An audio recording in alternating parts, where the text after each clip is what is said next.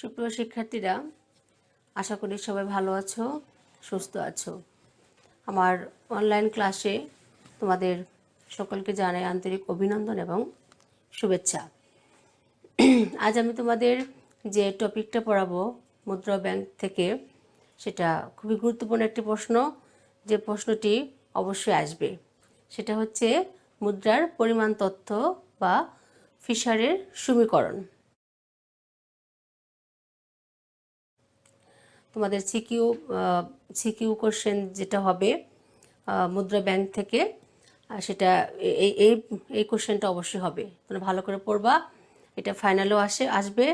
হ্যাঁ, খুবই ইম্পর্টেন্ট একটি কোশ্চেন। তো আমি তোমাদের প্রথমে তোমাদের বুঝিয়ে দিব হচ্ছে মুদ্রার পরিমাণ তথ্য, তারপর যাব ফিশারের সমীকরণে।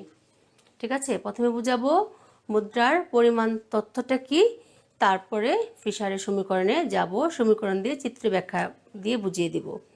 প্রথমে হচ্ছে মুদ্রার পরিমাণ তথ্য। মুদ্রার মূল্য সম্পর্কে বা অর্থের মূল্য সম্পর্কে যে কয়টি তথ্য প্রচলিত রয়েছে তার মধ্যে গুরুত্বপূর্ণ হচ্ছে বা উল্লেখযোগ্য হচ্ছে মুদ্রার পরিমাণ তথ্য। মানে অর্থের মূল্য সম্পর্কে, মুদ্রার যে একটা মূল্য আছে সে সম্পর্কে যে কয়টি তথ্য প্রচলিত রয়েছে তার মধ্যে মুদ্রার পরিমাণ তথ্যটি হচ্ছে সবচেয়ে উল্লেখযোগ্য বা গুরুত্বপূর্ণ একটি তথ্য। এই তথ্যে মুদ্রার মূল্যের যে পরিবর্তন হয় তার কারণ সম্পর্কে ব্যাখ্যা করা হয়েছে। মুদ্রার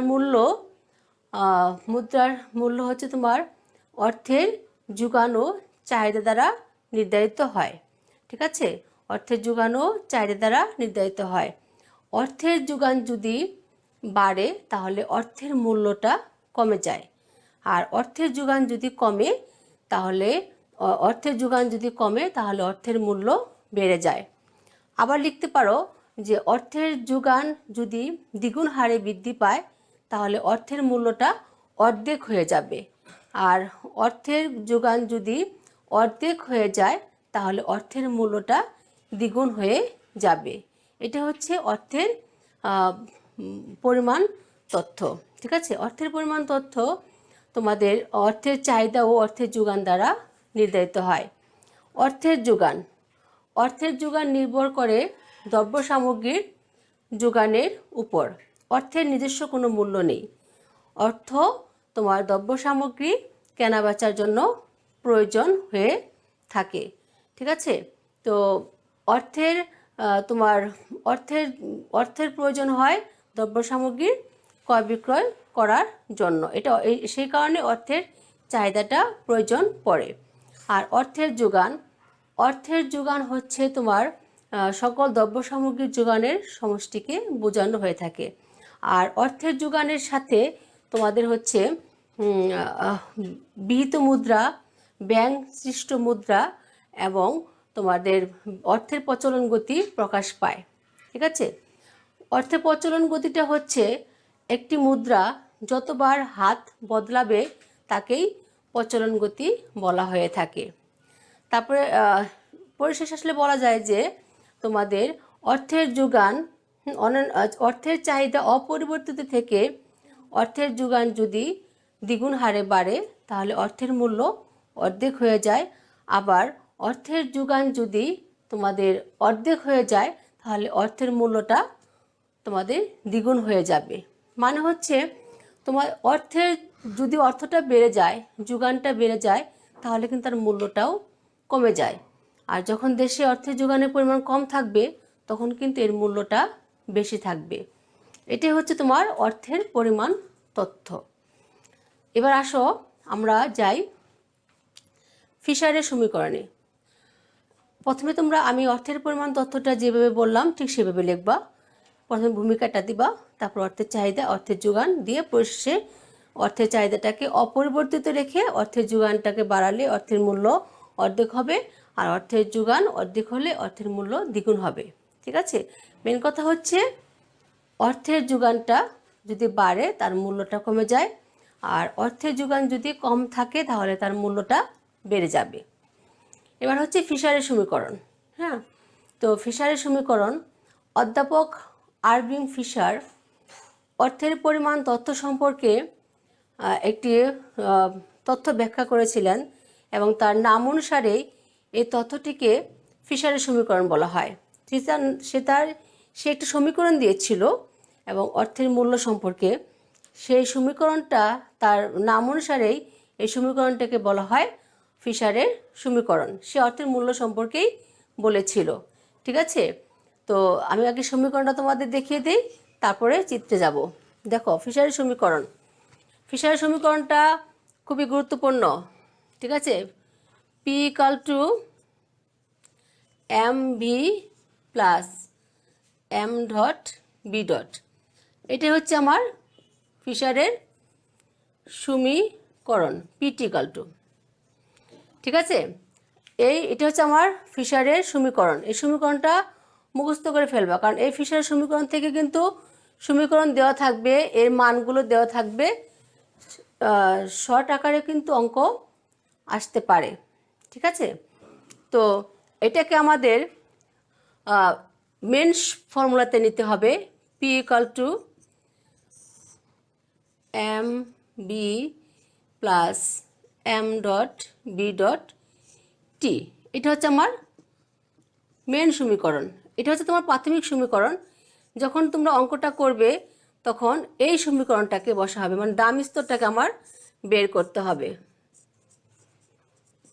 তোমাদের অঙ্কে দাম স্তর বের করতে বলবে, তখন যদি শুধু দাম স্তর বের করতে বলে তাহলে কিন্তু তোমার টিটাকে সরিয়ে ফেলতে হবে, টিটাকে সরিয়ে তারপরে মানগুলোকে বসাতে হবে।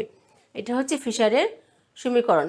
আমি এই সমীকরণ থেকে চিত্রে ব্যাখ্যা দিয়ে দিব। ঠিক আছে, আমি চিত্রে যাব। চিত্র দেখো, ফিশার তোমাদের দুটি চিত্র দিয়েছেন। একটা হচ্ছে তোমার প্রথমটা হচ্ছে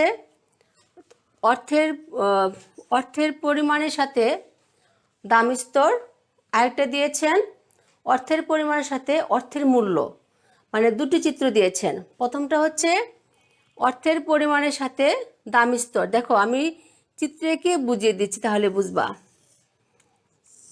নিচে তুমি অর্থের পরিমাণ নিবা, অর্থের পরিমাণ। ঠিক আছে, এটা প্রথম চিত্র।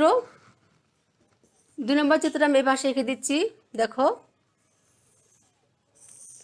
ভূমিঅক্ষে অর্থের পরিমাণ নিবা,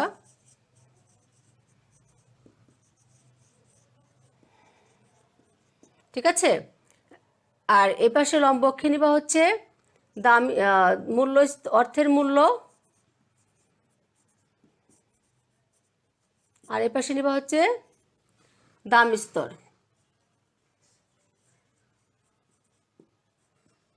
দাম স্তর, ঠিক আছে। তার মানে হচ্ছে তোমার ফিশার সমীকরণ, ফিশার হচ্ছে তোমার দুটি চিত্র দিয়ে অর্থের মূল্যের ব্যাখ্যা দিয়েছেন।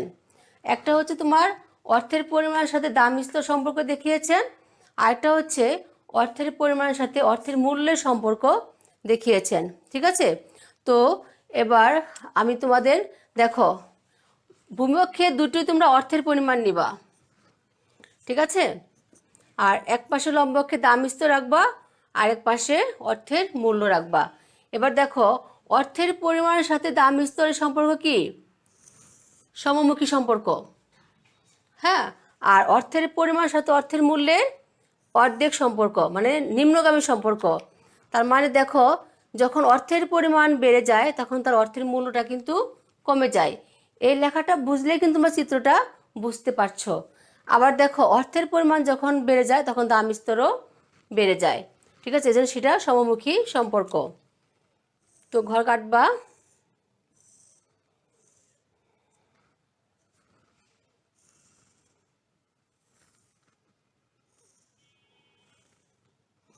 x1 x2 y1 y2 y দিয়ে দাও।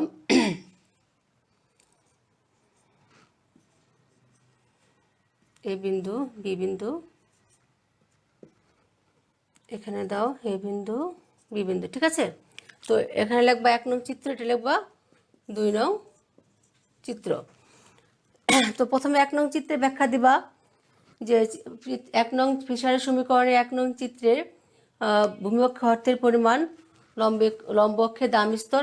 এই যে অর্থের পরিমাণ, দাম স্তর, অর্থের পরিমাণ, অর্থের মূল্য, এগুলো কিন্তু ঠিক রাখতে হবে। এগুলো ঠিক না রাখলে কিন্তু চিত্রটা ভুল হয়ে যাবে কিংবা ব্যাখ্যাটাও ভুল হয়ে যাবে। চিত্রের ভূমিঅক্ষে অর্থের পরিমাণ লিখবা, লম্ব অক্ষে দাম স্তর। দাম স্তর যখন y1 ছিল তখন অর্থের পরিমাণ x1, দাম স্তর যখন OY2 অর্থের পরিমাণ তখন OX2, যা A এবং B বিন্দু দ্বারা প্রকাশ করা হয়েছে। A এবং B বিন্দু যোগ করলে তোমার যে কি অর্থের মূল্যের যে পরিমাণের পরিবর্তনটা সেটা প্রকাশ পেয়ে যাচ্ছে বা দেখানো যাচ্ছে। তারপর 2 নং চিত্রে যাবা, ভূমিঅক্ষে অর্থের পরিমাণ, লম্ব অক্ষে অর্থের মূল্য নেওয়া হয়েছে। কারণ অর্থের পরিমাণ যদি তোমাদের বেড়ে যায় তাহলে কিন্তু অর্থের মূল্য কমে যায়, ঠিক আছে। আর অর্থের পরিমাণ যদি কমে যায় তাহলে অর্থের মূল্যটা বেড়ে যায়, মানে বিপরীতমুখী সম্পর্ক। এটা হচ্ছে ফিশারের সমীকরণ। ফিশার তার সমীকরণের সাহায্যে অর্থের পরিমাণ তথ্যের ব্যাখ্যা দিয়েছেন।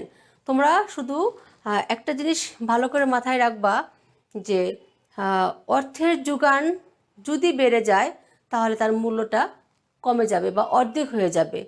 আর অর্থের যোগান যদি কমে যায় তাহলে তার মূল্যটা বেড়ে যাবে। এই জিনিসটা মাথায় রাখলেই তোমরা এই ব্যাখ্যাটাকে সুন্দর করে দিতে পারবা, ঠিক আছে।